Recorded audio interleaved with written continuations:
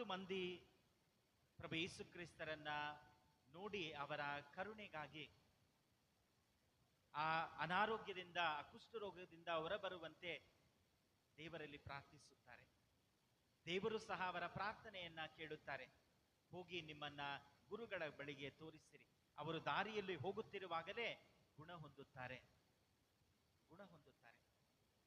ಒಬ್ಬನು ಮಾತ್ರ ತಾನು ಗುಣ ಹೊಂದಿದ್ದನ್ನ ಅರಿತವನಾಗಿ ಮತ್ತೆ ಹರ್ಷೋದ್ಗಾರದಿಂದ ಬಂದು ದೇವರಿಗೆ ಕೃತಜ್ಞತೆಯನ್ನ ಸಲ್ಲಿಸುತ್ತಾನೆ. ಈ ಕೃತಜ್ಞತಾ ಮನೋಭಾವ ನಮ್ಮ ಎಲ್ಲಾ ಬಂಧಿತ ಬೇಡಿಗಳನ್ನ ಮುರಿದು ಹಾಕುತ್ತದೆ. The attitude of gratitude breaks all the chains that bind us. ಎಲ್ಲಾ ಬೇಡಿಗಳನ್ನ ಆ ಕೃತಜ್ಞತಾ ಮನೋಭಾವ ಮುರಿದು ಹಾಕುತ್ತದೆ. ಎಲ್ಲವನ್ನ ಮುರಿದು ಹಾಕಿ ಅವನು ಪ್ರಭು ಯೇಸು ಕ್ರಿಸ್ತರ ಪಾದಕ್ಕೆ ಬರುತ್ತಾನೆ. ಪ್ರಭು ಯೇಸು ಕ್ರಿಸ್ತರು ಕೊನೆಯದಾಗಿ ಅವನಿಗೆ ಹೇಳುವ ಮಾತು,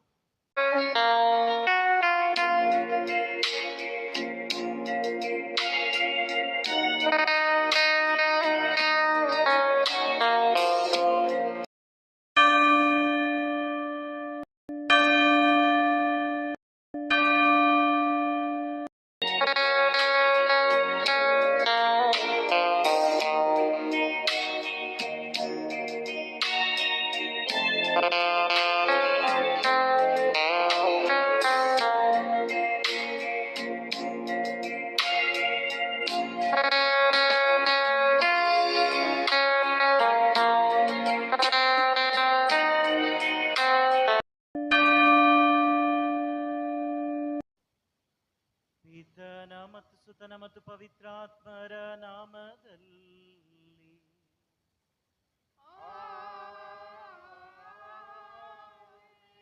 ನಮ್ಮ ಪ್ರಭು ಯೇಸು ಕ್ರಿಸ್ತರ ಕೃಪಾವರವು, ದೇವರ ಪ್ರೀತಿಯು, ಪವಿತ್ರಾತ್ಮರ ಅನ್ಯೋನ್ಯತೆಯು ನಿಮ್ಮೆಲ್ಲರೊಡನೆ ಇರಲಿ.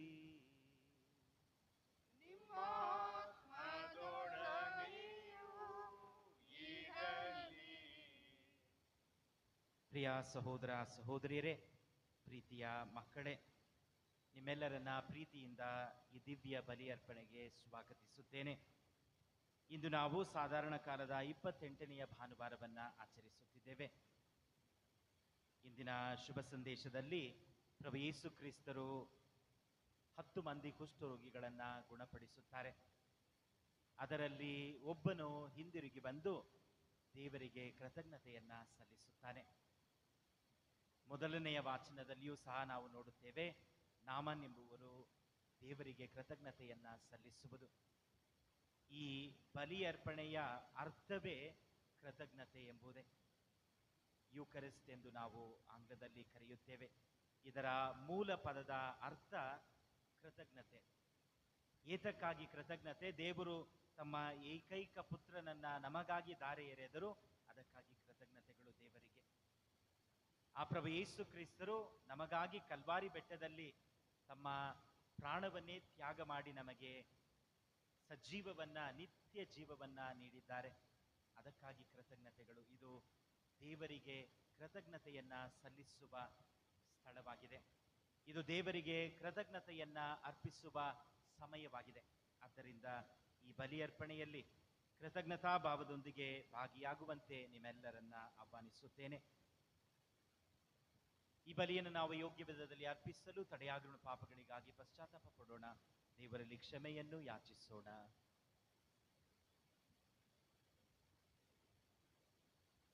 ಸರ್ವಶಕ್ತ ದೇವರಿಗೂ ಸಹೋದರ ಸಹೋದರಿಯರಿಗೂ ಅರಸರ 2ನೆಯ ಗ್ರಂಥದಿಂದ ವಾಚನ. ಎಲೀಷನು ಹೇಳಿದಂತೆಯೇ ನಾಮನನು ಜೋರ್ಡಾನಿಗೆ ಹೋಗಿ 7 ಸಾರಿ ಅದರಲ್ಲಿ ಮುಳುಗಿ ಎದ್ದನು.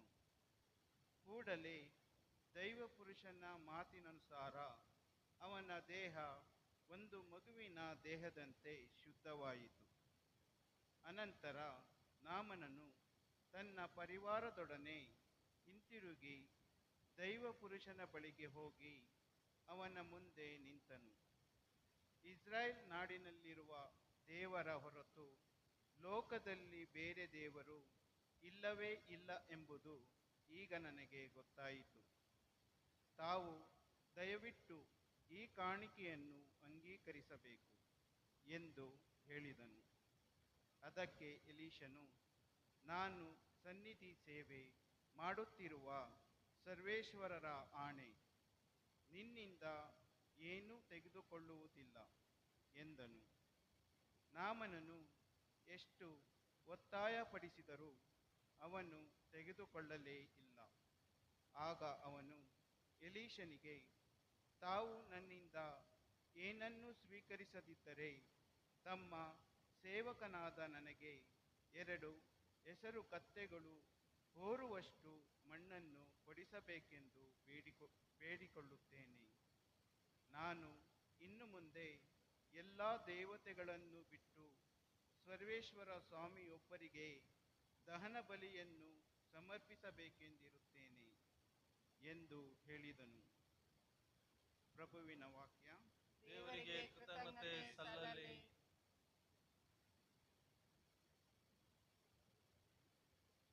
ಪ್ರಕಟಿಸಿಹನು ಪ್ರಭು ತನ್ನ ಮುಕ್ತಿ ವಿಧಾನವನ್ನು. ಪ್ರಕಟಿಸಿಹನು ಪ್ರಭು ತನ್ನ ಮುಕ್ತಿ ವಿಧಾನವನ್ನು. ಹಾಡಿರಿ ಪ್ರಭುವಿಗೆ ಹೊಸ ಗೀತೆಯೊಂದನ್ನು. ಎಸಗಿಹನಾತನು ಪವಾಡ ಕಾರ್ಯಗಳನ್ನು. ಆತನ ಬಲಗೈ ಗಳಿಸಿದಾತನಿಗೆ ಗೆಲುವನು. ಪ್ರಕಟಿಸಿಹನು ಪ್ರಭು ತನ್ನ ಮುಕ್ತಿ ವಿಧಾನವನ್ನು. ಪ್ರಕಟಿಸಿಹನು ಪ್ರಭು ತನ್ನ ಮುಕ್ತಿ ವಿಧಾನವನ್ನು. ರಾಷ್ಟ್ರಗಳಿಗೆ ತೋರಿಸಿಹನು ಜೀವೋದ್ಧಾರಕ ಶಕ್ತಿಯನ್ನು. ಸ್ಮರಿಸಿಕೊಂಡರು ಪ್ರಭು ತನ್ನ ಪ್ರೀತಿಯನ್ನು. ಇಸ್ರಾಯೇಲ್ ಕುಲದ ಬಗ್ಗೆ ತನ್ನ ಸತ್ತತೆಯನ್ನು. ಪ್ರಕಟಿಸಿಹನು ಪ್ರಭು ತನ್ನ ಮುಕ್ತಿ ವಿಧಾನವನ್ನು. ಕಂಡು ಬಂದಿತು ಜಗದ ಎಲ್ಲೆ ಎಲ್ಲಿಗೆ ನಮ್ಮ ದೇವ ಸಾಧಿಸಿದ ಜಯಗಳಿಕೆ. ಭೂನಿವಾಸಿಗಳೇ ಮಾಡಿರಿ ಜಯಕಾರ ಪ್ರಭುವಿಗೆ. ಮದದಿ ಹಾಡಿರಿ ಮಾಡಿರಿ ಸುಮಧುರ ಭಜನೆಯನ್ನು. ಪ್ರಕಟಿಸಿಹನು ಪ್ರಭು ತನ್ನ ಮುಕ್ತಿ ವಿಧಾನವನ್ನು. ಪೌಲನು ತಿಮೋಥಿಯನಿಗೆ ಬರೆದ 2ನೇ ಪತ್ರದಿಂದ ವಾಚನ. ಪ್ರಿಯ ಪುತ್ರನೇ, ಕ್ರಿಸ್ತ ಯೇಸುವನ್ನು ಸ್ಮರಿಸಿಕೊ. ದಾವೀದನ ವಂಶಸ್ಥನಾದ ಅವರು ಮೃತರಾಗಿ ಪುನರುತ್ಥಾನರಾದರು. ಇದೇ ನಾನು ಸಾರುವ ಶುಭ ಸಂದೇಶ. ಇದನ್ನು ಸಾರಿದ್ದರಿಂದಲೇ ನಾನು ಕಷ್ಟಗಳಿಗೆ ಈಡಾಗಿದ್ದೇನೆ. ಪಾತಕಿಯಂತೆ ಬೇಡಿಗಳಿಂದ ಬಂಧಿತನಾಗಿದ್ದೇನೆ. ಆದರೆ ದೇವರ ವಾಕ್ಯವನ್ನು ಯಾರೂ ಬಂಧಿಸುವಂತಿಲ್ಲ. ದೇವರಿಂದ ಆಯ್ಕೆಯಾದ ಪ್ರಜೆಗಳು ಪ್ರಭು ಯೇಸುವಿನಲ್ಲಿ ಲಭಿಸುವ ಜೀವೋದ್ಧಾರವನ್ನು ಅನಂತ ಮಹಿಮೆಯನ್ನು ನನ್ನೊಂದಿಗೆ ಪಡೆಯಲೆಂದು ನಾನು ಇದೆಲ್ಲವನ್ನು ಅವರಿಗಾಗಿ ಸಹಿಸುತ್ತಿದ್ದೇನೆ. ಈ ಮಾತು ನಂಬತಕ್ಕದ್ದಾಗಿದೆ. ನಾವು ಆತನೊಡನೆ ಸತ್ತಿದ್ದರೆ ಆತನೊಡನೆ ಜೀವಿಸುತ್ತೇವೆ. ಸೈರಣೆಯುಳ್ಳವರು ನಾವಾದರೆ ಆತನೊಡನೆ ರಾಜ್ಯವಾಳುತ್ತೇವೆ. ನಾವಾತನನ್ನು ನಿರಾಕರಿಸಿದರೆ ನಮ್ಮನ್ನಾತನು ನಿರಾಕರಿಸುತ್ತಾನೆ. ನಾವು ವಿಶ್ವಾಸ ಭ್ರಷ್ಟರಾದರೂ ವಿಶ್ವಾಸ ಪಾತ್ರನಾತ. ಕಾರಣ ತನ್ನ ಸ್ವಭಾವಕ್ಕೆ ವಿರುದ್ಧ ವರ್ತಿಸನಾತ. ಪ್ರಭುವಿನ ವಾಕ್ಯ. ದೇವರಿಗೆ ಕೃತಜ್ಞತೆ ಸಲ್ಲಲಿ.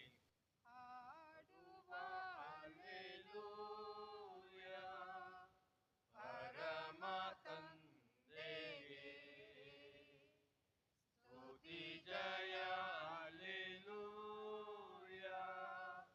ಪ್ರೇಮ ದೀಪ ದೇವರಿಗೆ hallelujah hallelujah hallelujah hallelujah hallelujah hallelujah. ನಾನೇ ಜಗಜ್ಯೋತಿ. ನನ್ನನ್ನು ಹಿಂಬಾಲಿಸುವನು ಕತ್ತಲಲ್ಲಿ ನಡೆಯುವುದಿಲ್ಲ. ಜೀವದಾಯಕ ಜ್ಯೋತಿ ಅವನಲ್ಲಿರುತ್ತದೆ. Hallelujah, hallelujah, hallelujah, hallelujah.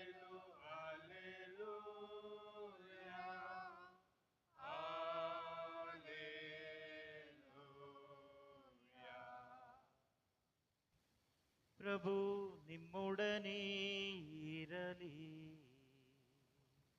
ನಿಮ್ಮಾತ್ಮದೊಡನೆಯೂ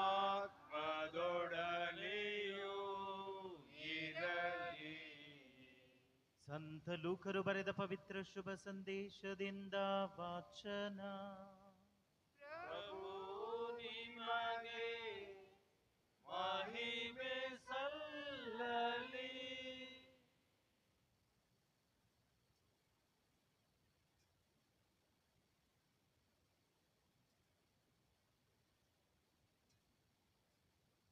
ಆ ಕಾಲದಲ್ಲಿ ಯೇಸು ಸ್ವಾಮಿ ಜೆರುಸಲೇಮಿಗೆ ಪ್ರಯಾಣ ಮಾಡುತ್ತಾ ಸಮಾರಿಯ ಗಲಿಲೆಯ ಗಡಿಗಳ ನಡುವೆ ಹಾದು ಹೋಗುತ್ತಿದ್ದರು.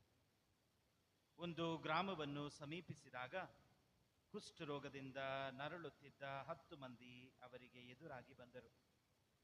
ದೂರದಲ್ಲೇ ನಿಂತು, ಯೇಸುವೆ, ಗುರುವೇ, ನಮ್ಮ ಮೇಲೆ ಕರುಣೆ ಇಡಿ ಎಂದು ಕೂಗಿ ಕೇಳಿಕೊಂಡರು. ಯೇಸು ಸ್ವಾಮಿ ಅವರನ್ನು ನೋಡಿ, ನೀವು ಯಾಜಕರ ಬಳಿಗೆ ಹೋಗಿರಿ, ಅವರು ನಿಮ್ಮನ್ನು ಪರೀಕ್ಷಿಸಲಿ ಎಂದರು. ಅಂತೆಯೇ ಅವರು ದಾರಿಯಲ್ಲಿ ಹೋಗುತ್ತಿರುವಾಗಲೇ ಗುಣ ಹೊಂದಿದರು. ಅವರಲ್ಲಿ ಒಬ್ಬನು ತಾನು ಗುಣ ಹೊಂದಿದ್ದನ್ನು ಕಂಡು ಹರ್ಷೋದ್ಗಾರದಿಂದ ದೇವರನ್ನು ಸ್ತುತಿಸುತ್ತಾ ಹಿಂದಿರುಗಿ ಬಂದನು. ಯೇಸುವಿನ ಪಾದಕ್ಕೆ ಸಾಷ್ಟಾಂಗವೆರಗಿ ಕೃತಜ್ಞತೆಯನ್ನ ಸಲ್ಲಿಸಿದನು. ಇವನು ಸಮಾರ್ಯದವನು. ಆಗ ಯೇಸು ಸ್ವಾಮಿ, 10 ಮಂದಿ ಗುಣ ಹೊಂದಲಿಲ್ಲವೇ? ಮಿಕ್ಕ 9 ಮಂದಿ ಎಲ್ಲಿ? ದೇವರನ್ನು ಸ್ತುತಿಸುವುದಕ್ಕೆ ಈ ಹೊರನಾಡಿನವನ ಹೊರತು ಬೇರಾರೂ ಬರಲಿಲ್ಲವೇ ಎಂದರು. ಅನಂತರ ಆ ಸಮಾರ್ಯದವನಿಗೆ, ಎದ್ದು ಹೋಗು, ನಿನ್ನ ವಿಶ್ವಾಸವೇ ನಿನ್ನನ್ನು ರಕ್ಷಿಸಿದೆ ಎಂದು ಹೇಳಿದರು.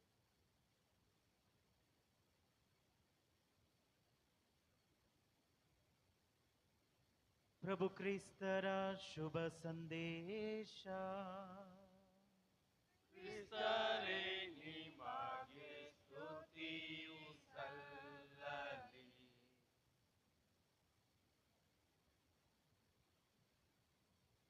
ಪ್ರಭು ಕ್ರಿಸ್ತರಲ್ಲಿ ನನ್ನ ಆತ್ಮೀಯ ಸಹೋದರ ಸಹೋದರಿಯರೇ, ಪ್ರೀತಿಯ ಮಕ್ಕಳೇ, ನಮ್ಮ ಎಲ್ಲಾ ಬಂಧನಗಳಿಂದ ನಮಗೆ ಮುಕ್ತಿ ನೀಡುವವರು ದೇವರು ಮಾತ್ರ. ಇಂದಿನ 2ನೆಯ ವಾಚನವನ್ನು ನಾವು ಆಲಿಸಿದೆವು. ಸಂತ ಪೌಲರು ತಿಮೋತಿಯರಿಗೆ ಈ ಪತ್ರವನ್ನು ಬರೆಯುತ್ತಿದ್ದಾರೆ.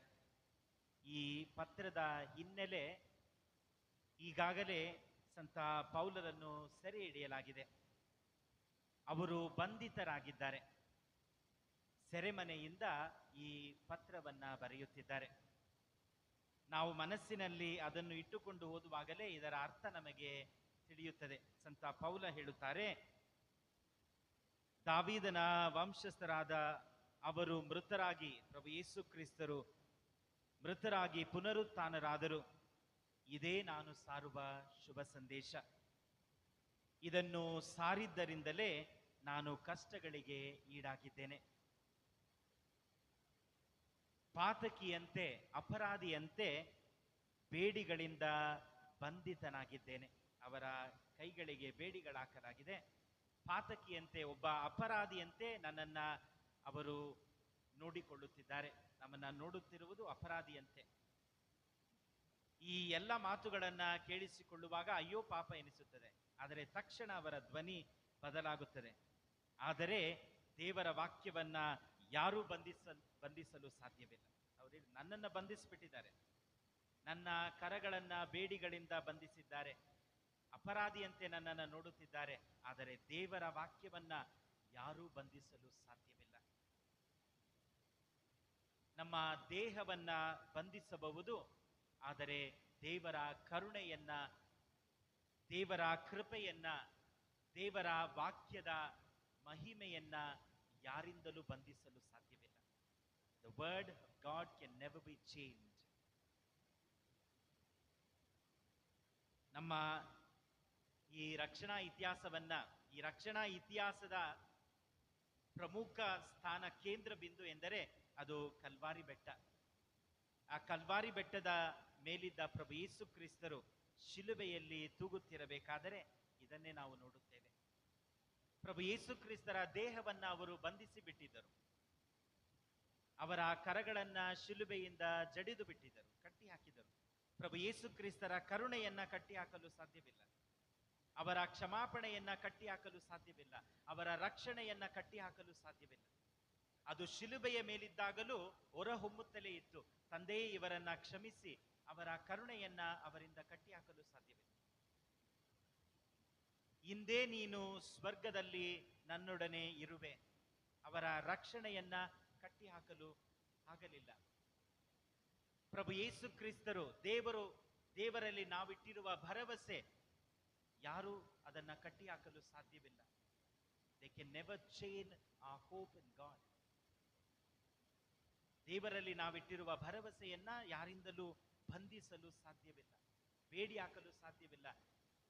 ಅದನ್ನ ಕುರಿತೇ ಹೇಳುತ್ತಾರೆ ಪ್ರಭು ಯೇಸು ಕ್ರಿಸ್ತರು, ತಂದೆಯೇ ನಿಮ್ಮ ಕರಗಳಲ್ಲಿ ನನ್ನ ಆತ್ಮವನ್ನ ಒಪ್ಪಿಸುತ್ತೇನೆ. ಆ ಭರವಸೆ, ನಿಮ್ಮಲ್ಲಿಟ್ಟಿರುವ ಆ ಭರವಸೆ, ಅದನ್ನ ನಾಶಪಡಿಸಲು ಸಾಧ್ಯವಿಲ್ಲ. ಕ್ಷಮಾಪಣೆಯನ್ನ ನೀಡುತ್ತಿದ್ದಾರೆ, ರಕ್ಷಣೆಯನ್ನ ಸಾರುತ್ತಿದ್ದಾರೆ. ತಮ್ಮ ಭರವಸೆಯನ್ನ, ತಂದೆಯಲ್ಲಿಟ್ಟಿರುವ ಆ ಪ್ರೀತಿ, ಅದನ್ನ ಯಾರು ಬಂಧಿಸಲು ಸಾಧ್ಯವಿಲ್ಲ. ನಮ್ಮ ದೇಹವನ್ನ ಹಿಂಸಿಸಬಹುದು, ಆದರೆ ನಮ್ಮ ಆತ್ಮದಲ್ಲಿರುವ ದೇವರ ಪ್ರಸನ್ನತೆ, ಅದನ್ನ ಯಾರು ಕಸಿದುಕೊಳ್ಳಲು ಸಾಧ್ಯವಿಲ್ಲ. ಸಂತ ಪೌಲರು ಅದನ್ನೇ ಇಂದು ಬಹಳ ಅದ್ಭುತವಾಗಿ ಹೇಳುತ್ತಿದ್ದಾರೆ 2ನೇ ವಚನದಲ್ಲಿ. ಅವರು ನನ್ನನ್ನ ಬಂಧಿಸಿ ಬಿಟ್ಟಿದ್ದಾರೆ, ಆದರೆ ದೇವರ ವಾಕ್ಯವನ್ನ ಯಾರೂ ಬಂಧಿಸಲು ಸಾಧ್ಯವಿಲ್ಲ. ಪ್ರಭು ಯೇಸು ಕ್ರಿಸ್ತರು ನಮಗೆ ಇಂದು ನೀಡುವ ಸಂದೇಶ, ನಮಗೆ ನಿಜವಾದ ಮುಕ್ತಿಯನ್ನ, ಎಲ್ಲಾ ಬಂಧನಗಳಿಂದಲೂ ಮುಕ್ತಿಯನ್ನ ನೀಡುವವರು ಪ್ರಭು ಯೇಸು ಕ್ರಿಸ್ತರು. ಅವರ ವಾಕ್ಯ ಮಾತ್ರ. ಅವರ ವಾಕ್ಯವನ್ನ, ಅದರ ಮಹಿಮೆಯನ್ನ, ಆ ವಾಕ್ಯ ಸಾರುವ ಕರುಣೆಯನ್ನ, ಕ್ಷಮಾಪಣೆಯನ್ನ, ರಕ್ಷಣೆಯನ್ನ ಎಂದೂ ಯಾರೂ ಬಂಧಿಸಲು ಸಾಧ್ಯವಿಲ್ಲ. ಇದನ್ನ ನಾವು ತಾಯಿ ಧರ್ಮಸಭೆಗೂ ಸಹ ಹೋಲಿಸಬಹುದು. ಅನೇಕ ಬಾರಿ ತಾಯಿ ಧರ್ಮಸಭೆಯೂ ಸಹ ಈ ಸ್ಥಿತಿಗಳು, ಶಿಲುಬೆಯ ಮೇಲಿದ್ದ ಪ್ರಭು ಯೇಸು ಕ್ರಿಸ್ತರಂತೆ ಬಂಧಿಸಲ್ಪಟ್ಟು, ಹಿಂಸಿಸಲ್ಪಟ್ಟು ಅನೇಕ ಬಾರಿ ನೋವುಗಳನ್ನ ಅನುಭವಿಸಿದೆ. ಆದರೆ ಧರ್ಮಸಭೆಯಲ್ಲಿರುವ ಪ್ರಭು ಯೇಸು ಕ್ರಿಸ್ತರ ಪ್ರಸನ್ನತೆ, ಯಾರೂ ಅದನ್ನ ಬಂಧಿಸಲು ಸಾಧ್ಯವಿಲ್ಲ. ಧರ್ಮಸಭೆ ಸಾರುವ ಶುಭ ಸಂದೇಶ, ಯಾರೂ ಅದನ್ನ ಬಂಧಿಸಲು ಸಾಧ್ಯವಿಲ್ಲ. ಧರ್ಮಸಭೆಯ ಮುಖಾಂತರ ಹೊರಡುವ ಪ್ರಭು ಯೇಸು ಕ್ರಿಸ್ತರ ರಕ್ಷಣೆ, ಅದನ್ನ ಬಂಧಿಸಲು ಸಾಧ್ಯವಿಲ್ಲ. ನಮ್ಮಲ್ಲಿರುವ ದೇವರ ಪ್ರಸನ್ನತೆ ಸದಾ ಹೊರಹೊಮ್ಮುತ್ತಲೇ ಇರುತ್ತದೆ, ನಮ್ಮನ್ನ ಕಾಪಾಡುತ್ತಲೇ ಇರುತ್ತದೆ, ನಮಗೆ ಬಂಧನಗಳಿಂದ ಮುಕ್ತಿಯನ್ನ ನೀಡುತ್ತಲೇ ಇರುತ್ತದೆ. ನಾವು ಬೈಬಲ್ ಗ್ರಂಥವನ್ನ ಓದುವಾಗ ಅನೇಕರನ್ನ ನಾವು ನೋಡಬಹುದು. ಈ ಉದಾಹರಣೆ, ದಾನಿಯೇಲನು, ಅವನನ್ನ ಆ ಸಿಂಹಗಳ ಗುಹೆಯಲ್ಲಿ ಹಾಕಲಾಗುತ್ತದೆ. ಆದರೆ ಅವನನ್ನು ಸಿಂಹದ ಗುಹೆಯಲ್ಲಿ ಹಾಕುವುದಕ್ಕೆ ಮುಂಚೆ ದೇವರ ರಕ್ಷಣೆ ಅಲ್ಲಿದೆ. ದಾನಿಯೇಲನನ್ನ ಅವರು ಬಂಧಿಸಿ ಬಿಟ್ಟರು, ದೇವರ ರಕ್ಷಣೆಯನ್ನ ಬಂಧಿಸಲು ಸಾಧ್ಯವಿಲ್ಲ. They chained Daniel, but not the protection of God. ದೇವರ ರಕ್ಷಣೆಯನ್ನ ಅವರಿಂದ ಬಂಧಿಸಲು ಸಾಧ್ಯವಿಲ್ಲ. ದೇವರ ರಕ್ಷಣೆ ಅಲ್ಲಿತ್ತು. ಇಂದು ಪೌಲನು ಈ ಪತ್ರವನ್ನ ಸೆರೆಮನೆಯಿಂದ ಬರೆಯುತ್ತಿದ್ದಾರೆ. ಸೆರೆಮನೆಯಿಂದ ಬರೆದ ಪತ್ರ ಇಂದಿಗೂ ಸಹ ಅನೇಕರಿಗೆ ಬಿಡುಗಡೆಯನ್ನ ಕೊಡುತ್ತದೆ. Letters that were written in prison is liberating people even to this day. ಸೆರೆಮನೆಯಲ್ಲಿ ಬರೆದ ಪತ್ರ ಇಂದಿಗೂ ಸಹ, ಇವತ್ತಿಗೂ ಸಹ ನಾವು ಅದರ ಬಿಡುಗಡೆಯನ್ನ ಅನುಭವಿಸುತ್ತಿದ್ದೇವೆ. ಆ ದೇವರ ವಾಕ್ಯ, ಆ ಮಹಿಮೆ ಬಂಧಿಸಲು ಸಾಧ್ಯವಿಲ್ಲ. ಪೌಲನನ್ನೇ ಬಂಧಿಸಿದರು, ಆದರೆ ಪೌಲನಲ್ಲಿದ್ದ ದೇವರ ಪ್ರಸನ್ನತೆ, ದೇವರ ವಾಕ್ಯ ಅದನ್ನು ಬಂಧಿಸಲು ಸಾಧ್ಯವಿಲ್ಲ. ಸೆರೆಮನೆಯಲ್ಲಿ ಬರೆದ ಪತ್ರ ಎಲ್ಲರಿಗೂ ಬಿಡುಗಡೆಯನ್ನು ನೀಡುತ್ತಿದೆ. ಅವರು ಬಂಧಿತರಾಗಿ ಬರೆದ ಪತ್ರ ಎಲ್ಲರಿಗೂ ಮುಕ್ತಿಯನ್ನ ಸಾರುತ್ತಿದೆ. ಹೀಗೆ ಅನೇಕರನ್ನ ನಾವು ನೋಡಬಹುದು. ಹೇಗೆ ಅವರು ಬಂಧಿತರಾಗಿದ್ದರು, ಅವರಲ್ಲಿದ್ದ ದೇವರ ಪ್ರಸನ್ನತೆಯನ್ನ, ದೇವರ ರಕ್ಷಣೆಯನ್ನ, ಕರುಣೆಯನ್ನ ಎಂದಿಗೂ ಯಾರೂ ಬಂಧಿಸಲು ಸಾಧ್ಯವಿಲ್ಲ. ಇಂದು ಶುಭ ಸಂದೇಶದಲ್ಲಿ 10 ಮಂದಿ ಪ್ರಭು ಯೇಸು ಕ್ರಿಸ್ತರನ್ನ ನೋಡಿ ಅವರ ಕರುಣೆಗಾಗಿ, ಆ ಅನಾರೋಗ್ಯದಿಂದ, ಕುಷ್ಠರೋಗದಿಂದ ಹೊರಬರುವಂತೆ ದೇವರಲ್ಲಿ ಪ್ರಾರ್ಥಿಸುತ್ತಾರೆ. ದೇವರು ಸಹ ಅವರ ಪ್ರಾರ್ಥನೆಯನ್ನ ಕೇಳುತ್ತಾರೆ. ಹೋಗಿ ನಿಮ್ಮನ್ನ ಗುರುಗಳ ಬಳಿಗೆ ತೋರಿಸಿರಿ. ಅವರು ದಾರಿಯಲ್ಲಿ ಹೋಗುತ್ತಿರುವಾಗಲೇ ಗುಣ ಹೊಂದುತ್ತಾರೆ. ಒಬ್ಬನು ಮಾತ್ರ ತಾನು ಗುಣ ಹೊಂದಿದ್ದನ್ನ ಅರಿತವನಾಗಿ ಮತ್ತೆ ಹರ್ಷೋದ್ಗಾರದಿಂದ ಬಂದು ದೇವರಿಗೆ ಕೃತಜ್ಞತೆಯನ್ನ ಸಲ್ಲಿಸುತ್ತಾನೆ. ಈ ಕೃತಜ್ಞತಾ ಮನೋಭಾವ ನಮ್ಮ ಎಲ್ಲಾ ಬಂಧಿತ ಬೇಡಿಗಳನ್ನ ಮುರಿದು ಹಾಕುತ್ತದೆ. The attitude of gratitude breaks all the chains that bind us. ಎಲ್ಲಾ ಬೇಡಿಗಳನ್ನ ಆ ಕೃತಜ್ಞತಾ ಮನೋಭಾವ ಮುರಿದು ಹಾಕುತ್ತದೆ. ಎಲ್ಲವನ್ನ ಮುರಿದು ಹಾಕಿ ಅವನು ಪ್ರಭು ಯೇಸು ಕ್ರಿಸ್ತರ ಪಾದಕ್ಕೆ ಬರುತ್ತಾನೆ. ಪ್ರಭು ಯೇಸು ಕ್ರಿಸ್ತರು ಕೊನೆಯದಾಗಿ ಅವನಿಗೆ ಹೇಳುವ ಮಾತು, 10 ಮಂದಿಯೂ ಗುಣವಾಗಲಿಲ್ಲವೇ? ಅವರು ಎಲ್ಲಿ? ಒಬ್ಬನು ಮಾತ್ರ ಬಂದಿದ್ದಾನೆ. ಕೊನೆಯದಾಗಿ ಅವನಿಗೆ ಪ್ರಭು ಯೇಸು ಕ್ರಿಸ್ತರು ಹೇಳಿದ ಮಾತು, ಹೋಗು, ನಿನ್ನ ವಿಶ್ವಾಸ ನಿನಗೆ ರಕ್ಷಣೆ ನೀಡಿದೆ. ಏನು ವ್ಯತ್ಯಾಸ? ಈ 10 ಮಂದಿಗೂ ಈ 9 ಮಂದಿಗೂ ಈ ವ್ಯಕ್ತಿಗೂ ಇರುವ ವ್ಯತ್ಯಾಸವೇನು? ಆ 9 ಮಂದಿ ಗುಣ ಹೊಂದಿದರು, ಈ ಒಬ್ಬ ವ್ಯಕ್ತಿ ರಕ್ಷಣೆ ಹೊಂದಿದ. ಅವರಿಗೆ ಗುಣ ಸಿಕ್ಕಿತು, ಆದರೆ ರಕ್ಷಣೆ ಈ ಮತ್ತೆ ಬಂದ ವ್ಯಕ್ತಿಗೆ ಮಾತ್ರ. ಅನೇಕ ಬಾರಿ ನಾವು ಸಹ ಗುಣ ಹೊಂದಿದರೆ ಸಾಕು ಎಂಬ ಮನೋಭಾವದಿಂದ ಪ್ರಭು ಯೇಸು ಕ್ರಿಸ್ತರನ್ನ ಹುಡುಕುತ್ತಿದ್ದೇವೆ. ಅದು ಒಳ್ಳೆಯದಲ್ಲ. ಗುಣ ಹೊಂದಿದರೆ ಸಾಕು. ಪ್ರಭು ಯೇಸು ಕ್ರಿಸ್ತರು ಅದಕ್ಕಿಂತಲೂ ಮಿಗಿಲಾದ ವಿಷಯಗಳನ್ನ ಮಾಡಬಲ್ಲವರು ಎಂಬುದನ್ನೇ ಸಹ ಇಂದು ಅವರು ಆ ವ್ಯಕ್ತಿಗೆ ಹೇಳುತ್ತಾರೆ. ಹೋಗು, ನಿನಗೆ ರಕ್ಷಣೆ ನೀಡಿದ್ದೇನೆ, ನಿನ್ನನ್ನ ನಾನು ರಕ್ಷಿಸಿದ್ದೇನೆ. ಆ 10 ಮಂದಿಗೆ ಬರೀ ಸೌಖ್ಯ, ನಿನಗೆ ರಕ್ಷಣೆ. ನೀನು ನನ್ನ ರಕ್ಷಣೆಯನ್ನ ಸಾರು ಎಂಬುದನ್ನ, ಅವನ ಕೃತಜ್ಞತಾ ಮನೋಭಾವ ಅವನ ಎಲ್ಲಾ ಬಂಧಿತ ಬೇಡಿಗಳನ್ನ ಮುರಿದು ಹಾಕಿತು. ರಕ್ಷಣೆಗೆ ಅವನಿಗೆ ನಾಂದಿ ಹಾಡಿತು, ರಕ್ಷಣೆಗೆ ದಾರಿ ಮಾಡಿತು.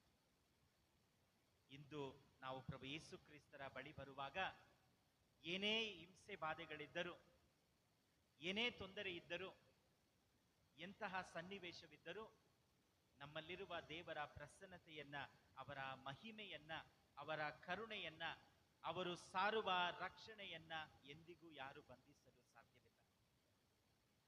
ಯಾರು ಬಂಧಿಸಲು ಸಾಧ್ಯವಿಲ್ಲ. ಏನೇ ಹಿಂಸೆ ಬಂದಾಗಲೂ ತಾಯಿ ಧರ್ಮಸಭೆ ಅನೇಕ ಬಾರಿ ಬಂಧಿತ ಸ್ಥಿತಿಗಳಲ್ಲಿದ್ದರು. ತಾಯಿ ಧರ್ಮಸಭೆಯಲ್ಲಿರುವ ಪ್ರಭು ಯೇಸು ಕ್ರಿಸ್ತರ ಪ್ರಸನ್ನತೆಯನ್ನ ಯಾರು ಬಂಧಿಸಲು ಸಾಧ್ಯವಿಲ್ಲ. ಅವರ ಕರುಣೆ ಹೊರಹೊಮ್ಮುತ್ತಲೇ ಇರುತ್ತದೆ. ಅವರ ಕರಗಳನ್ನ ಕಟ್ಟಿ ಹಾಕಿರಬಹುದು, ಆದರೆ ಆ ಹೃದಯದಿಂದ ಹೊರಬರುವ ಕರುಣೆಯನ್ನ ಕಟ್ಟಿ ಹಾಕಲು ಸಾಧ್ಯವಿಲ್ಲ. ಅದು ಹೊರಹೊಮ್ಮುತ್ತಲೇ ಇರುತ್ತದೆ. ಶಿಲುಬೆಯ ಮೇಲಿರಲಿ, ಎಲ್ಲೇ ಇರಲಿ, ಪ್ರಭು ಯೇಸು ಕ್ರಿಸ್ತರ ಕರುಣೆಯನ್ನ, ಕ್ಷಮಾಪಣೆಯನ್ನ, ರಕ್ಷಣೆಯನ್ನ ಬಂಧಿಸಲು ಸಾಧ್ಯವೇ ಇಲ್ಲ. ಅದು ನಮ್ಮನ್ನ ರಕ್ಷಿಸುತ್ತಲೇ ಇರುತ್ತದೆ, ನಮ್ಮನ್ನ ಸಂಧಿಸುತ್ತಲೇ ಇರುತ್ತದೆ. ನಾವು ಎಲ್ಲೇ ಇದ್ದರೂ ದೇವರ ಪ್ರಸನ್ನತೆ ನಮ್ಮ ಜೊತೆಗಿರುತ್ತದೆ. ದಾನಿಯೇಲನು ಒಬ್ಬ ಉದಾಹರಣೆ ನಮಗೆ. ಸಿಂಹದ ಗುಹೆಯಲ್ಲಿರುವಾಗಲೂ ದೇವರ ರಕ್ಷಣೆ ಅವನೊಂದಿಗಿತ್ತು. ನಾವು ಎಂಥ ಸ್ಥಿತಿಯಲ್ಲಿರುವಾಗಲೂ ದೇವರನ್ನ ತಡೆಯಲು ಯಾರಿಂದಲೂ ದೇವರನ್ನ ತಡೆಯಲು ಸಾಧ್ಯವಾಗುವುದಿಲ್ಲ. ಅದು ಅಸಾಧ್ಯ. ಆದ್ದರಿಂದ ಇಂದು ನಮ್ಮನ್ನೇ ದೇವರಿಗೆ ಅರ್ಪಿಸುತ್ತಾ, ನಾವು ಯಾವುದೇ ಸ್ಥಿತಿಯಲ್ಲಿದ್ದರೂ, ಏನೇ ಬಂಧಿತ ಸ್ಥಿತಿಯಲ್ಲಿದ್ದರೂ, ನಮ್ಮಲ್ಲಿರುವ ಆ ಪ್ರಭುವಿನ ಪ್ರಸನ್ನತೆ ಎಂದಿಗೂ ನಮ್ಮನ್ನು ಬಿಡುವುದಿಲ್ಲ.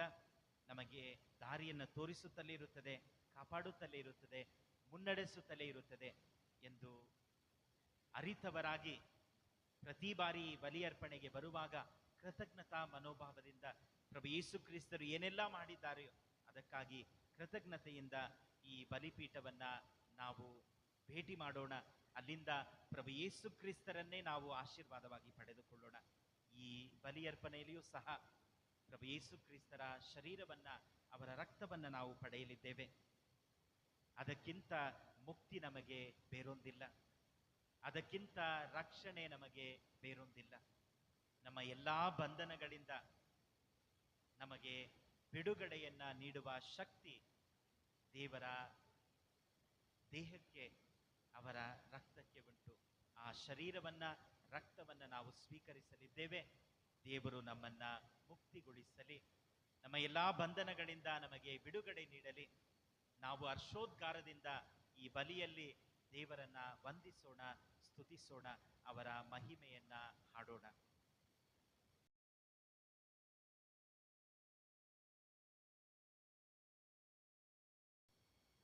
ಪ್ರಿಯ ಸಹೋದರ ಸಹೋದರಿಯರೇ,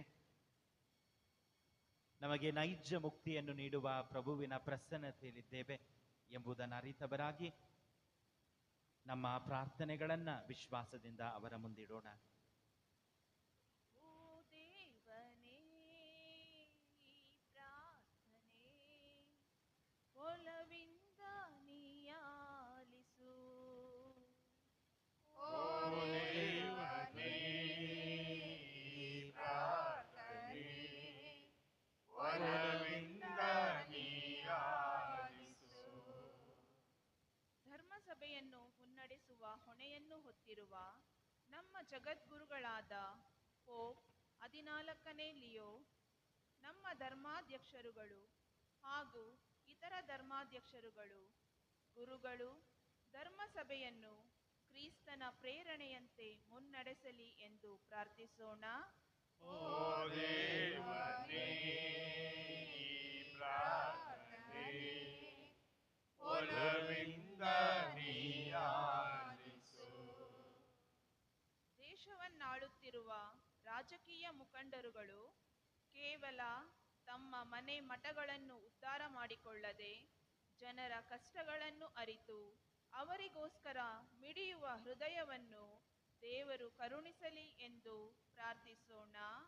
ಓ ದೇವನೇ, ಈ ಪ್ರಾರ್ಥನೆ ಒಲವಿಂದ ನೀಯಾಲಿಸು.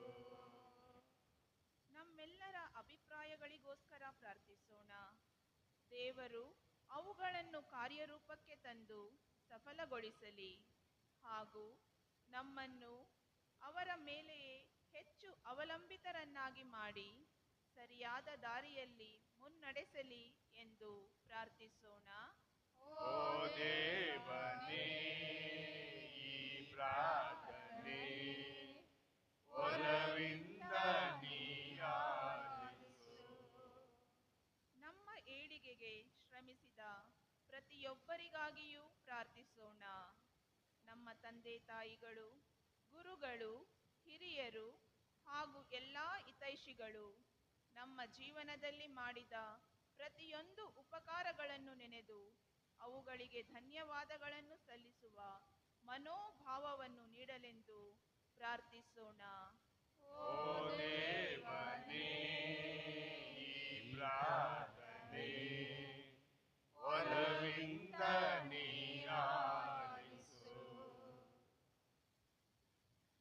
ನಮ್ಮ ವೈಯಕ್ತಿಕ ಕೋರಿಕೆಗಳಿಗಾಗಿ ಪ್ರಾರ್ಥಿಸೋಣ. ನಮ್ಮ ಕುಟುಂಬಕ್ಕಾಗಿ, ಕುಟುಂಬದ ಪ್ರತಿಯೊಬ್ಬ ಸದಸ್ಯರಿಗಾಗಿ ಪ್ರಾರ್ಥಿಸೋಣ.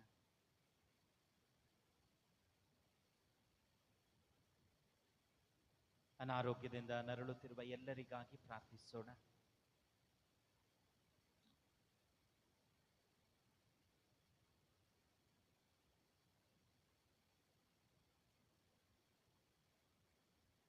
ಜಪಸರ ಮಾತೆಯ ತಿಂಗಳನ್ನ ನಮ್ಮ ಧರ್ಮ ಕೇಂದ್ರದಲ್ಲಿ ಆಚರಿಸುತ್ತಿದ್ದೇವೆ.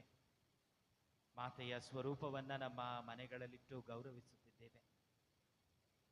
ಯಾವ ಯಾವ ಮನೆಗಳಲ್ಲೆಲ್ಲ ಮಾತೆಯ ಸ್ವರೂಪವನ್ನಿಟ್ಟು ಗೌರವಿಸುತ್ತಿದ್ದೇವೆಯೋ ಆಕೆಯ ಮೂಲಕ ಪ್ರಭು ನಮ್ಮ ಕುಟುಂಬಗಳನ್ನು ಆಶೀರ್ವದಿಸಲಿ ಎಂದು ಪ್ರಾರ್ಥಿಸೋಣ.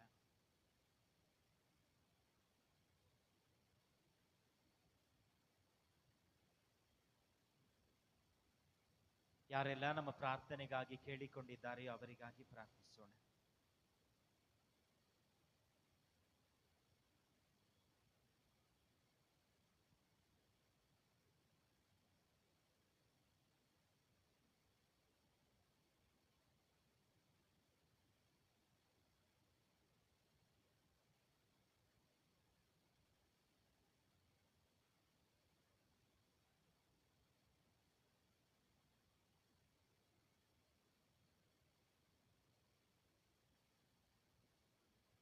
ಸರ್ವಶಕ್ತ ಸದಾ ಜೀವಿಸುವ ದೇವರೇ, ಯಾರು ಎಂದು ನಿಮ್ಮ ಕರುಣೆಯನ್ನ, ನಿಮ್ಮ ಕೃಪೆಯನ್ನ, ನಿಮ್ಮ ವಾಕ್ಯದ ಮಹಿಮೆಯನ್ನ ಬಂಧಿಸಲು ಸಾಧ್ಯವಿಲ್ಲ. ನಮ್ಮ ಎಲ್ಲಾ ಬಂಧನಗಳಿಂದ ನಮಗೆ ಮುಕ್ತಿ ನೀಡುವವರು ನೀವು ಒಬ್ಬರೇ, ಬಿಡುಗಡೆ ನೀಡುವವರು ನೀವು ಒಬ್ಬರೇ ಎಂಬುದನ್ನು ನಾವು ದೃಢವಾಗಿ ವಿಶ್ವಾಸಿಸುವಂತೆ ಆಶೀರ್ವದಿಸಿ ನಿಮ್ಮ ಪ್ರಿಯ ಪುತ್ರ ಯೇಸು ಕ್ರಿಸ್ತರ ಮುಖಾಂತರ ಪ್ರಾರ್ಥಿಸುತ್ತೇವೆ. ಆಮೆನ್.